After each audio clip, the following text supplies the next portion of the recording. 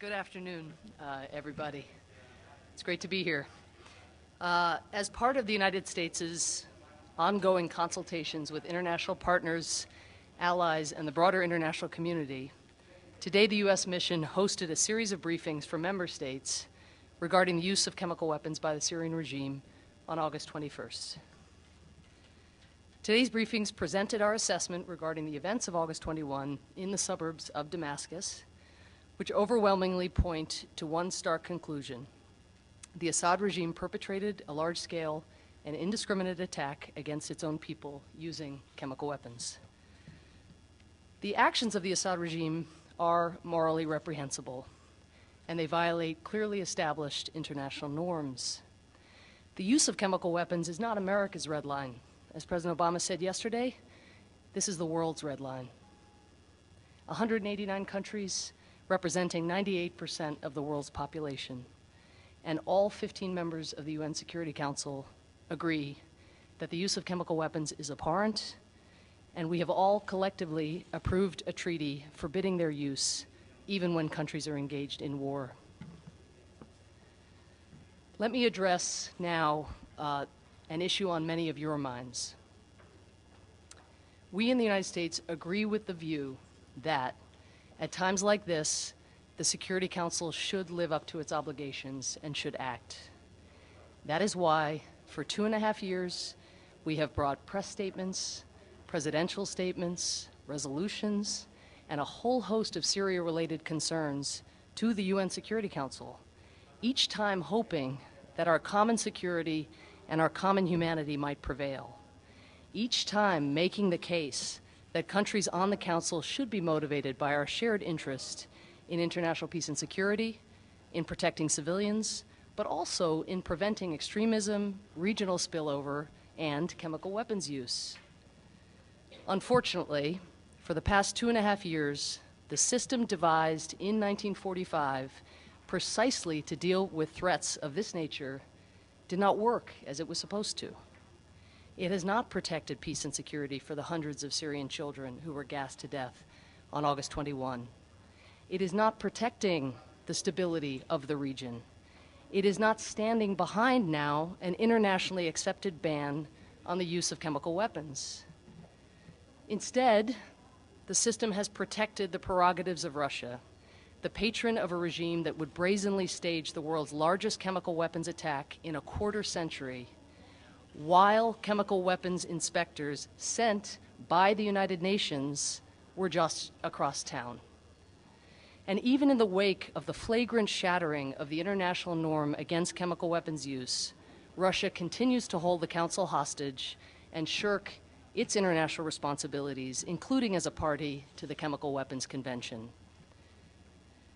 What we have learned, what the Syrian people have learned, is that the Security Council the world needs to deal with this crisis is not the Security Council we have.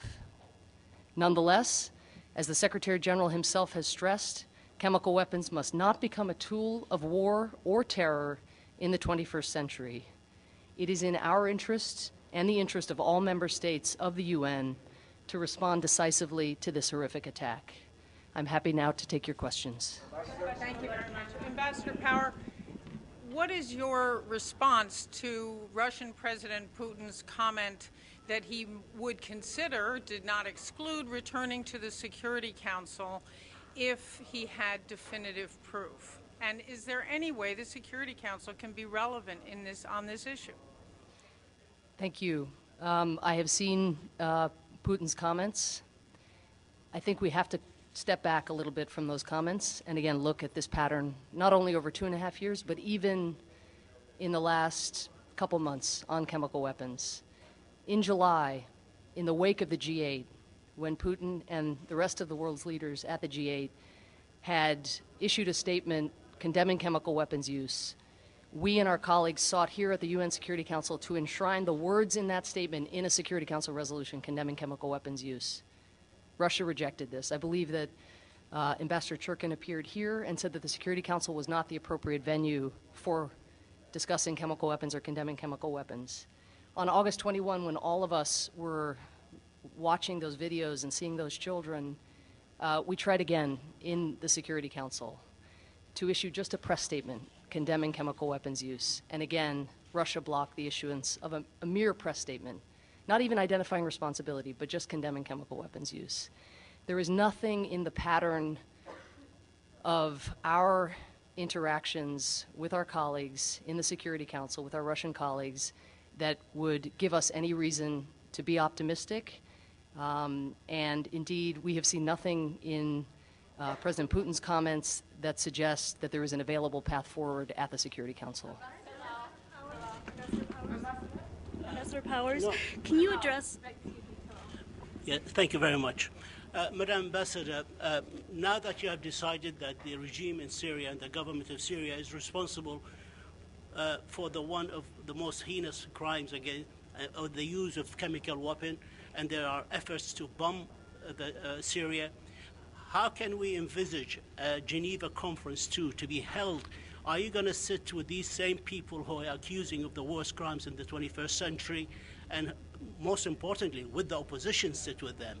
Is there any chance of Geneva 2 being realized, and with this government that you're accusing of these crimes, honor any agreement? Do you have faith that they will honor any agreement? And second question, quickly, since you don't see the 1945 Council rules and enough to carry out a world consensus, are you going to double your efforts as a United States to reform this Security Council? Thank you. Thank you so much. On your first question, there is no long-term solution for Syria that does not entail a political solution. You are right, of course, to suggest that it would be extremely challenging in the wake of a monstrous gas attack of this nature for the parties to sit down, particularly, as you say, for the opposition to sit down with the regime. And that is what we found, and that is why the opposition pulled out of pre-existing planned talks. And as you know, President Obama has formulated with some of our allies, through consultations with some of our allies, a planned response with regard, again, to this mass casualty chemical weapons attack.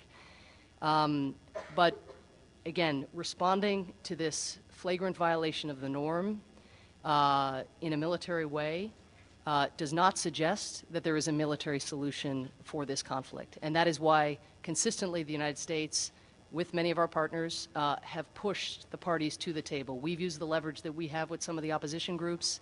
We have urged our colleagues on the Security Council to use the leverage that they have with the regime, and that is what we will continue to do going forward.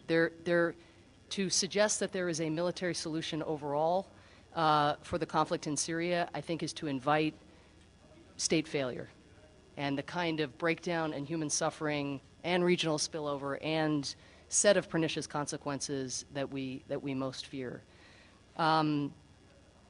Let me just address the issue of the Security Council more generally, and you picked up on my reference to the spirit in which the Security Council was created back in 1945, and there have been occasions, and this is something President Obama made reference to yesterday, in the life of the Security Council, in the history of the Security Council, where paralysis has prevented the Council from fulfilling its role.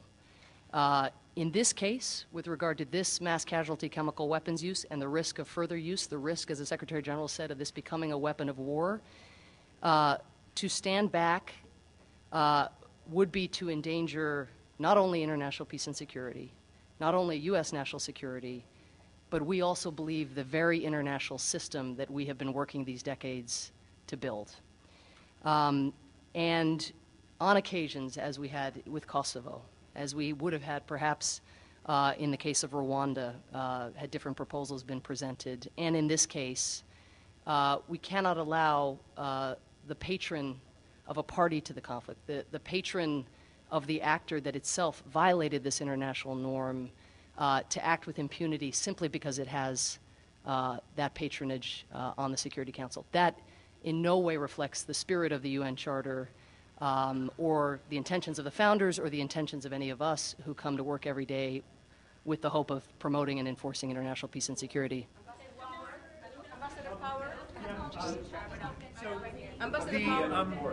The The British delegation submitted a resolution to the P5. Sorry, They- just- Sorry, the British delegation has submitted a resolution to the P5 calling for some kind of response to the chemical attack. They have not withdrawn that resolution, but they're no longer acting on it. Do you think that anyone else is going to pick up the baton on that, or are you going to let it simply die and because of the deadlock that you're speaking of? I was present in the meeting where the UK laid down their resolution, and everything in that meeting, in word and in body language, suggests that that resolution has no prospect of being adopted by Russia in particular. Our view, again, our considered view, after months of efforts on chemical weapons and after 2.5 years of efforts on Geneva, on the humanitarian situation, is that there is no viable path forward in this Security Council. Thank you. The Secretary General insinuated it's illegal for